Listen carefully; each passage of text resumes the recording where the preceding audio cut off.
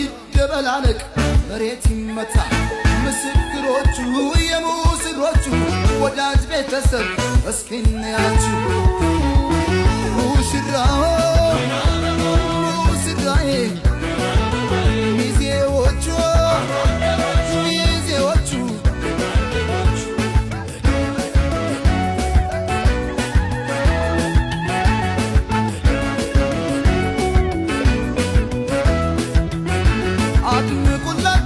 ጋይስ እንግዲህ ዛሬ የሙሴ ሰሎሞን ሽምግልና ቀን ነው።